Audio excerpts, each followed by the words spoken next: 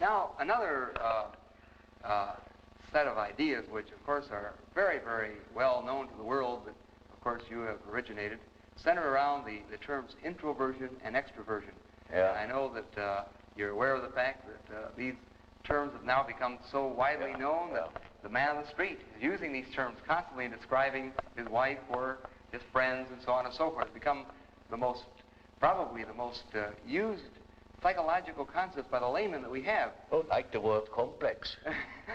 I have invented it too. Yes, from that's their right. association experiments. Yes, that's right. Well, you see, this is simply practical, because there are certain people who definitely are more influenced by their surroundings than by their own intentions. While there are other people who are more influenced by the subjective factor. Now you see, the subjective factor, that's very characteristic, was understood by Freud as a sort of pathological autoerotism. Yes, yes. Now this is a mistake. You know, the psyche has two conditions, two important conditions. The one is the environmental influence, yes.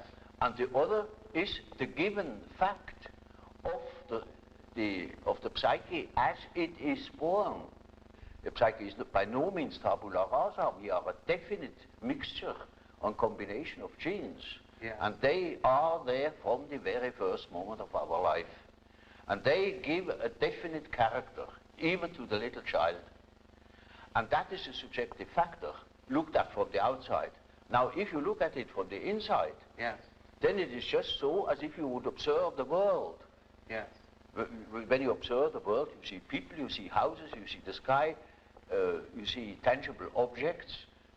But when you observe yourself within, you see moving images. Yes. A world of images. Yes. Generally known as fantasies. Fantasies. Yet these fantasies are facts. You see, it is a fact that a man has such and such a fantasy. And it is such a tangible fact, for instance, that when a man has a certain fantasy, another man may lose his life. Yes. Or a bridge is built. Yes. These houses were all fantasies. Yes. Everything you do here, all That's of right. others, everything was fantasy to begin with. And fantasy has a proper reality.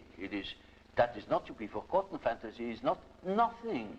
It is, of course, not a tangible object, but it is a fact nevertheless. It is, a form of energy. Yes. Despite the fact we can't measure it. Yes. It is a manifestation of something. And that is a reality. That is just a reality as, for instance, the peace treaty of Versailles or something like that. It is no more. You can't show it. Yes. But it has been a fact. Yes. Yes. And so the psychical events are facts, are realities. And when you observe the stream of images within, you observe an aspect of the world. Yes. Of the world within. Because the psyche, you know, if you understand it as a phenomenon that takes place in so-called living bodies, then it is a quality of matter. As our body consists of matter, we discovered that this matter has another aspect, namely a psychic aspect. Yes. Yes. And so it is simply the world from within, seen from within. Yes. It is just as if we were seeing into another aspect of matter. Yes.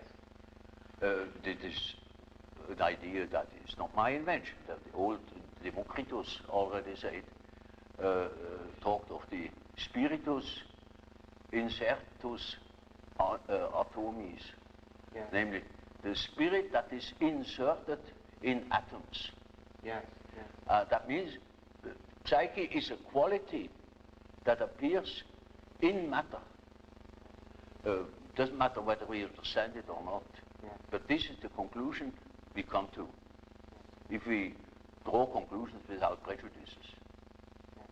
And so, you see, the man who is going by the external world, by the influences of the external world, say society or perceptions, sense perceptions, thinks that he is more valid, you know, because this is valid, this is real. And the man who goes by the subjective factor is not valid because subjective factor is nothing. Yeah. No, that man is just as well based because he is bases himself upon the world from within. Yeah. And so he is quite right, even if he says, oh, there is nothing but my fantasy, you know. Yeah. And of course that is the introvert. And that the introvert is always afraid of the external world. He will tell you, when you ask him, he will be apologetic about it. Yeah. He will say, of course, yes, I know those are my fantasies. And he has always a resentment. And as the world in general, particularly America, is extroverted like hell, the introvert has no place. Yeah. Yeah. Because he doesn't know that he beholds the world from within. Yeah. And that gives him dignity, and that gives him certainty, because it is nowadays particularly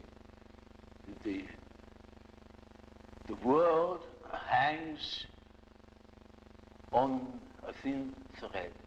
Yeah. And that is the psyche of man. Assume that certain fellows in Moscow lose their nerve or their common sense for a bit, and the whole world is in fire and flames. Yeah, yeah. It is nowadays we are not threatened by elementary catastrophes. There is no such thing as an H-bomb. That is all man's doing. Yeah. We are the great danger. The psyche is the great danger. What if something goes wrong with the psyche? Yeah. See? And so you see, it is demonstrated to us in our days what the power of the psyche is of man, how important it is to know something about it, but we know nothing about it.